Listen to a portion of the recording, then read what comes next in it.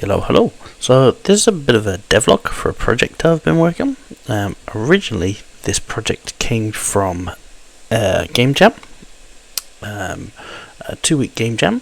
I'm kind of just working with it just to sort of improve it and take the idea a little bit further, really.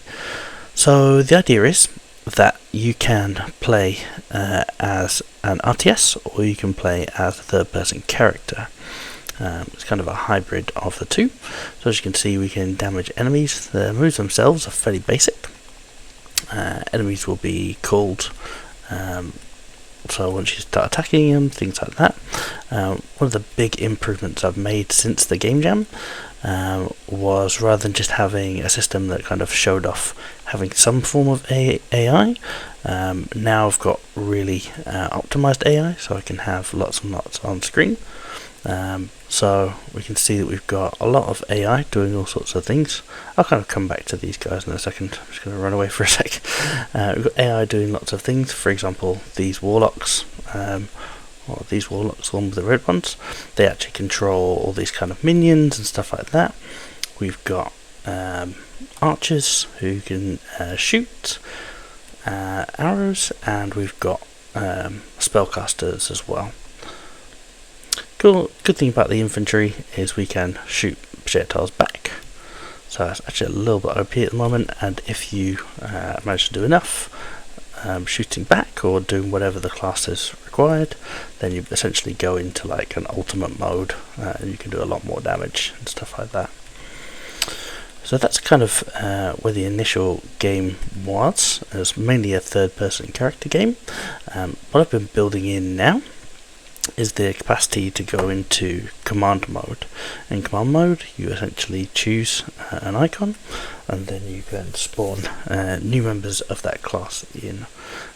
So these are the same as the enemy classes, just optimized using data assets, so all soft references rather than hard references, which is something that I've been kind of working on. Also using state trees rather than AI behavior or more simplistic behavior. So yeah, that's kind of where the project is at the moment. And once you spawn them all in, you can come and request leadership. So if you go and press L near them, then you can see that their outline has changed, and they'll actually follow you into battle now.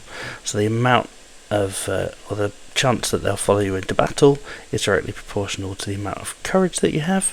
Courage is up in the top left. And then in order to spawn more, you need to go and basically collect gold, which means that you can need to collect from particular sites. You can use your class skills to kind of help your guys in battle. But ultimately, we're just playing the difference now between a third-person shooter or a third-person kind of roguelike game, and something that's a bit more advanced in terms of strategy. So if we bring our guys over here, for instance, if we bring our guys over here, close to this flag, then they'll start to get healed up. So there are certain points in the battlefield where essentially good to have dominance over these areas. You can see the mark that appears over enemies' heads as well. So if I stun, for instance, or stunned on cooldown, if I stun now, then they'll all start attacking the same person. So each class has kind of their own benefits. So the benefit of the warrior is that you get a stun, and then you can direct where your allies are going to focus their damage. We'll briefly look at some of the other classes in the game. I'm just going to go out of this now.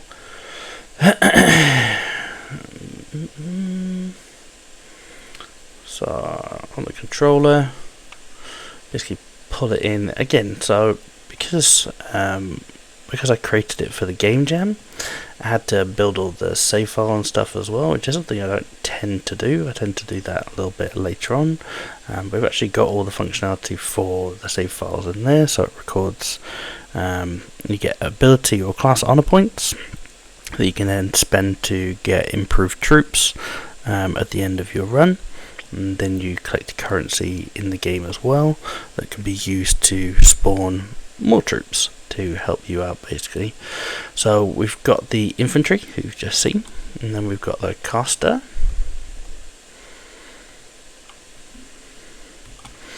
who is basically just shoots projectiles and also can blink around the map. So when they blink, they do damage in a small radius, but can only blink if you've got mana. So as you can see there, they actually do damage to these guys and are able to get away as well. You can actually set fire to people. You have a chance to set fire, so apply a dot to enemies. You can actually do if you get mana, then you'll go into this powered up state. It's called glow up, and that means that you'll do an extra big hit that has an internal cooldown.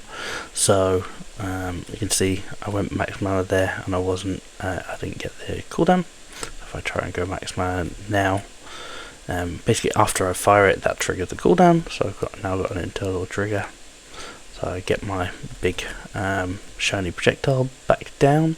No real defense for the mage, apart from being able to move fairly fast. Probably one of the slower moving classes in the game. But the benefit to the mage is that once you do a certain amount of damage, you go into your unique state, which means for 8 seconds you'll pretty much do double damage, and you'll have max mana as well, so you can spam your mana to essentially do a whole bunch of damage to your enemies. See if I can trigger that state now.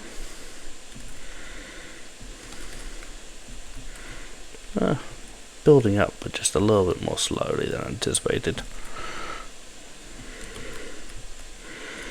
Still slow. These hearts, by the way, if you collect these, then they will increase your health pool.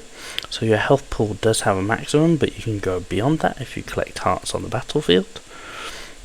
So essentially becomes a choice between taking more risks because you've got an additional amount of health, and trying to stay within your health boundaries. Still getting this bug to do with. Oh no, it's fixed the bug now to do with burning. That's it.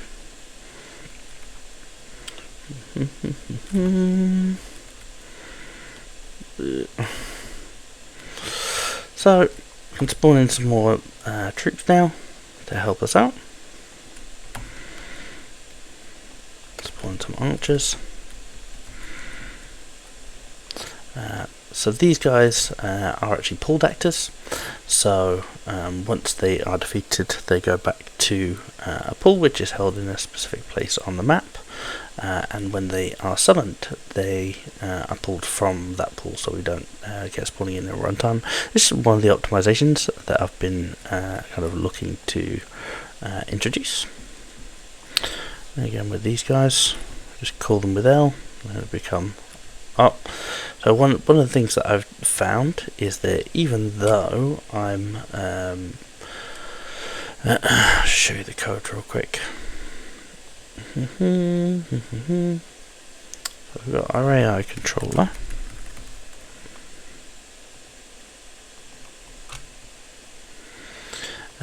So essentially we do a delay once we're possessed for 0.4 seconds, and then we look to see have we got this interface. If we do set ourselves as an enemy, and in either case start the logic on here. So what I'm finding is that if I spawn them all too quickly, then we don't actually get to this point. My feeling is that we don't get a reference to the control pawn until there. So what I might do is just say, is that valid?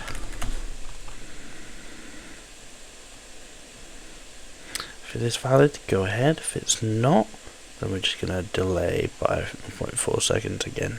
So we'll only ever do this once it's possessed and if our controlled pawn is valid. Hopefully shouldn't hit any issues with that. There's potential that we might. Let's try now.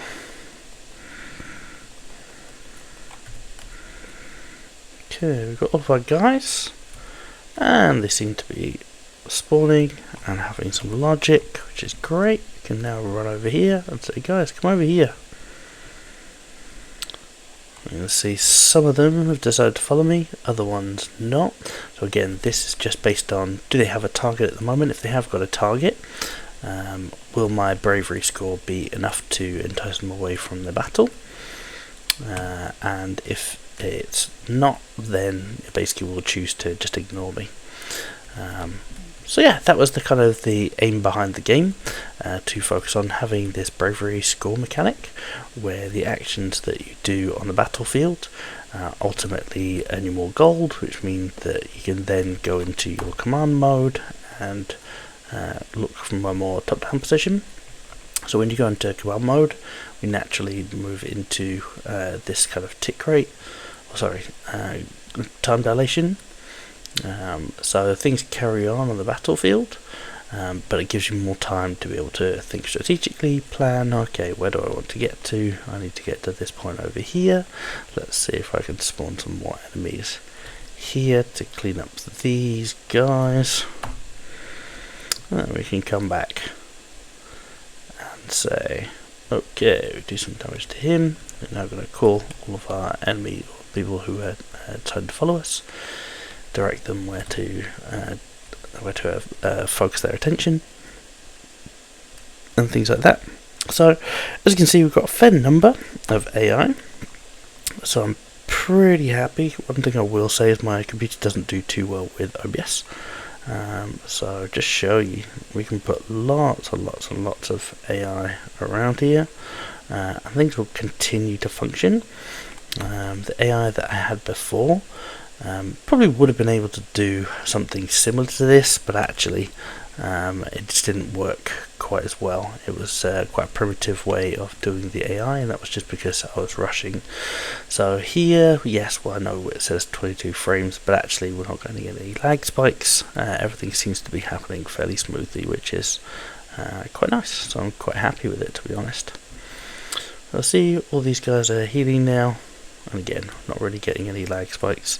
One thing to say is when you do switch to command mode, if I can see, if I go back now, I'll do this a couple of times, and we look up and to our left, we've actually been dropping our courage score, because we go into command mode, we are slowing down time, we're giving ourselves a break from the battle, and so that needs to be reflected as detrimental, otherwise people would just focus too much on that mechanic, really. Cool, so I just kind of wanted to show, I'm just going to show off the archer real quick. The difference between the archer is all about timing. So it has two attacks. Well, they have the shot attack, and then if you hold it down and then release it at the right time, then you're able to get a different type of arrow. Arrows don't last as long, as you can see, so you do have a limited range. They do fire a lot more quickly, again don't do quite as much damage, but if you're able to fire them in good time, then you can essentially, you can see there's a circle that's building around the center of the screen.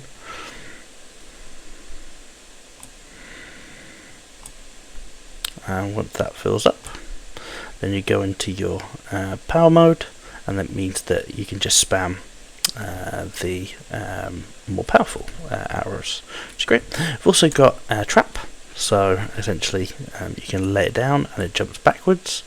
The one downside is it also hits allies as well, so you can't just run into a big group and do AoE. This is for when people are chasing you and you want to put it in their path, so you can think a little bit strategically about where it needs to be played. You can see that we've got crits which happen in the game. Crits are orange and just tick a little bit more slowly, just so that you can see them. Again, this is one of the efficiencies that I've built in.